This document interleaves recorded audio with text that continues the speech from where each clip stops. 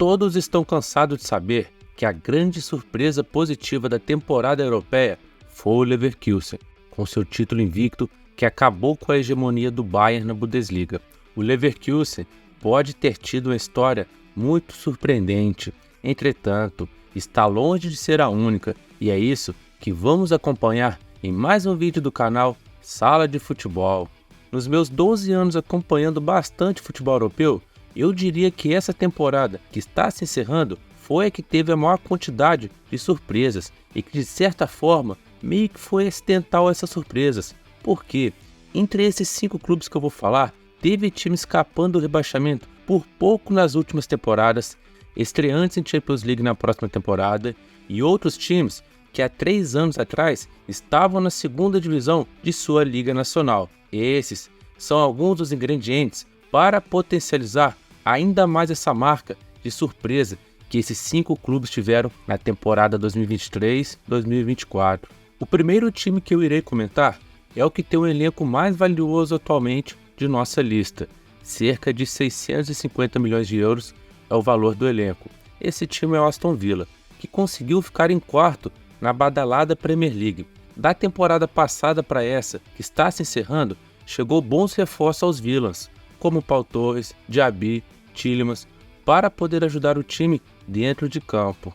Mas sem dúvida nenhuma, a grande mudança no time de Birmingham se deu por conta do técnico espanhol Unai Emery, que assumiu o clube em outubro de 2022 em 17º lugar, na beira da zona de rebaixamento do campeonato inglês. E nessa mesma temporada, após uma arrancada impressionante, Emery conseguiu levar o clube à 7ª colocação e consequentemente disputar a Conference League da atual temporada, em que foi eliminado pelo Olympiacos na semifinal. Mas de forma alguma, essa eliminação na Conference, em que o Villa era o favorito ao título, abala a temporada em geral. Superando a temporada passada de campeonato inglês, os Villans terminaram na 4ª posição, o que lhe dá o direito de disputar a Champions League depois de 40 anos, numa campanha de Premier League que ganhou uma vez o campeão City e 2 vezes do vice-campeão Arsenal. Vale frisar também que o grande trabalho do Unai Emery potencializou vários jogadores, como o brasileiro Douglas Luiz e principalmente o atacante inglês Ollie Watkins, que fez 19 gols na última Premier League, sendo crucial para a bela temporada do Aston Villa. Antes de ir para o próximo time, eu quero destacar que o Villa é um daqueles times que são gigantes e vitoriosos, mas nem todos sabem, devido à maior parte das glórias terem vindo no passado um tanto quanto distante. Sendo assim, eu vou deixar no link da descrição um vídeo que fala de 8 clubes que têm essa característica de ter sido vitoriosos no passado e hoje estão adormecidos. Inclusive, o Aston Villa é um desses times. Se o Villa, antes da chegada de Unai Emery, estava perto da zona de rebaixamento, mas teve uma arrancada e terminou o campeonato na primeira parte da tabela, o nosso segundo time, o Stuttgart, que terminou em segundo nessa Bundesliga que se encerrou por agora, passou por apuros nas 2 temporadas que antecederam o seu vice-campeonato. O time alemão em 2022 escapou no saldo de gols de um play-off de rebaixamento com o 3º colocado da segunda divisão. Porém, na temporada seguinte, o time não escapou desse play-off. Ficaram em 16º e enfrentaram o Hamburgo. Ao menos, conseguiram passar sem sustos. 6-1 no placar agregado. Seguindo uma lógica da temporada 21-22 e da 22-23, na temporada 23-24, o Stuttgart no máximo conseguiria ficar no meio de tabela. Mas seguindo a risca da famosa frase "futebol é uma caixinha de surpresas", frase que vocês nunca ouviram, né? Os suabos, como é conhecido o Stuttgart, termina atrás apenas do invencível Leverkusen de Xabi Alonso. Esse vice-campeonato vai possibilitar o Stuttgart a disputar o principal torneio de clubes do mundo depois de 14 anos. O técnico que levou os suábios de volta à Champions depois de mais de uma década é Stefan Hoeneß, que chegou faltando um mês para o término da Bundesliga, em que o Stuttgart derrotou o Hamburgo no play-off de rebaixamento. E na temporada de vice-campeonato, a base do time tinha muitos jogadores das 2 temporadas em que o Stuttgart quase caiu, ou seja, o trabalho de Hoeneß foi muito bom, levando o Bayern de Munique a procurar ele para substituir Thomas Tuchel no comando técnico. Porém, Hoeneß recusou e vai prosseguir no comando dos suábios para a próxima temporada. Para termos uma noção da grandiosidade que foi essa campanha do Stuttgart, o time fez 73 pontos nessa última Bundesliga.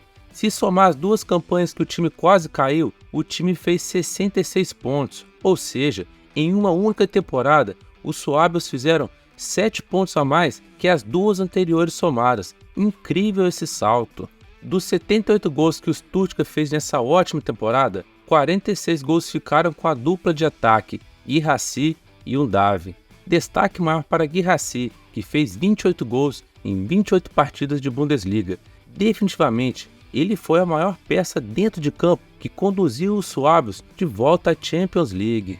Vamos lá, se o Villa estava 40 anos longe da Champions e o Stuttgart 14 anos, o nosso próximo time, o Bolonha, supera uma fila de 60 anos. Esse foi o tempo que a torcida do Bolonha teve que esperar para ver seu time de volta à Liga dos Campeões.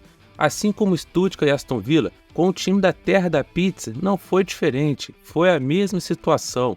O técnico foi um fator determinante. O ex-volante e jovem treinador ítalo-brasileiro Thiago Motta comandou essa campanha histórica do Bolonha no campeonato italiano. Um jogo coletivo e focado em variações táticas foi a grande marca do Thiago. Esse trabalho dele no Bolonha é apenas o terceiro na sua curta trajetória como treinador. Genoa e Spezia foram seus trabalhos anteriores e o quarto clube está chegando. Na próxima temporada, ele irá assumir a Juventus. Na Copa Itália, os rossoblù também foram bem. Só foram cair nas quartas de final nos pênaltis para a Fiorentina, após ter eliminado a poderosa Inter de Milão nas oitavas de final fora de casa. Como eu disse, a grande marca desse Bolonha que o Thiago Motta treinou foi o coletivo, mas tem suas marcas individuais também. O principal expoente é o jovem atacante holandês Joshua Zirkzee, em que a diretoria do Bolonha teme o mesmo futuro do seu treinador, de sair agora com o término da temporada. De qualquer forma, mesmo perdendo Thiago Motta e talvez Zirkzee, o Bolonha há muito tempo é o time de meio de tabela italiano, ou quando não é rebaixado, né? Ele tem até 7 títulos do Calcio, mas 6 desses foram antes de 1942. E na temporada anterior de campeonato italiano, que antecedeu esse sucesso do Thiago Motta, os rossoblù tinham ficado em 9º lugar. Por isso tudo, é uma temporada para dar muito orgulho à torcida desse tradicional time da terra da bota. Se os nossos 3 primeiros times da lista já tinham disputado o Champions ao menos uma vez na história, os nossos 2 últimos clubes fizeram algo mais histórico ainda. Vão pela primeira vez na história jogar a Liga dos Campeões a partir de setembro desse ano. O primeiro que eu vou destacar é um dos clubes pertencentes ao Grupo City, o Girona, que ao que tudo indica, vai poder disputar a Liga dos Campeões, pois ao pertencer ao mesmo grupo do City, ele não poderia participar, mas os times se adequaram às regras impostas pela UEFA e o pequeno clube espanhol vai poder participar da Champions. A trajetória do Girona na elite do futebol espanhol é muito recente. Eles estrearam na primeira divisão espanhola apenas em 2016, foi rebaixado em 2019 e voltou em 2022 sob o comando do técnico espanhol Michel, que é o mesmo que levou o clube ao histórico 3º lugar na La Liga. O time é muito jovem, com alguns jogadores mais rodados com o intuito de dar experiência e tranquilidade para os mais jovens brilharem, como o defensor holandês Daley Blind, que atuou no Ajax e no United. Os principais destaques do Girona foram o Tsigankov na armação, o brasileiro Savinho na velocidade e no drible e o outro ucraniano do time, o matador Artem Dovbyk, na definição. Esse trio foi mais que determinante para até certa parte do campeonato espanhol eles sonharem com o título, mas todos sabiam que era muito difícil essa molecada do Girona desbancar Real Madrid e Barcelona. Para o Girona ser campeão da La Liga, precisaria de um milagre do nível do Leicester na Premier League de 2016. Mas de qualquer forma, o que o Girona fez foi histórico e com isso teremos 2 times da Catalunha na próxima Liga dos Campeões. Atravessando a fronteira e indo para a França, a última grande surpresa das ligas europeias da temporada 2023-2024 é o Stade Brestois. Olha só, gastei todo o meu francês agora, hein? Vou falar Brest mesmo, que é mais simples. Esse clube francês que fica na região da Bretanha é bem provável que tenha alguns torcedores mais velhos que o próprio clube, pois o Brest foi fundado em 1950. De certa forma, é um pouco jovem, pois a maioria dos clubes das principais ligas na Europa já passaram da marca centenária. Esse simpático time da nossa lista de surpresas é o que tem o elenco mais barato no total, avaliado em cerca de 100 milhões de euros. O clube, desde que disputou a Ligue 1 pela primeira vez em 1979, basicamente alterna entre elite e segunda divisão na França. Quase nunca almejaram participar de uma Liga dos Campeões, mas isso na próxima temporada será concretizado. O Brest terminou a Ligue 1 na terceira posição. Com isso, carimbou seu passaporte rumo à Champions. O treinador do time é o francês Éric Roy, que assumiu o Brest em janeiro de 2023. Antes disso, o último trabalho do técnico tinha sido em 2011, quando treinava o Nice. Nesse meio tempo até assumir o Brest, ele foi dirigente a alguns clubes, mas é muito curioso isso, esse tempo todo sem treinar e logo de cara, quando volta, ele faz algo histórico assim. O destaque na ótima campanha do Brest dentro de campo foi o ponta-direita Romain Del Castillo, que fez 8 gols e deu 8 assistências em 33 partidas disputadas no campeonato francês.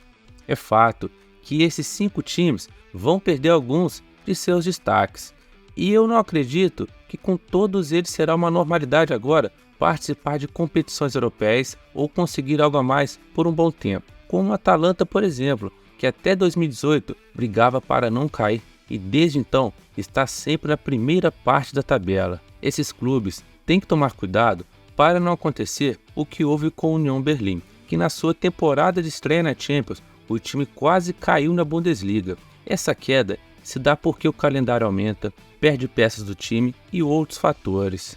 Mas de qualquer forma, é muito legal ver essas histórias assim, fugindo da normalidade. Deve orgulhar bastante seus torcedores e principalmente disputar a principal competição de clubes do mundo, mesmo que a chance de ganhar seja praticamente nula. O fato só de sentir a atmosfera da Champions alegra qualquer torcida.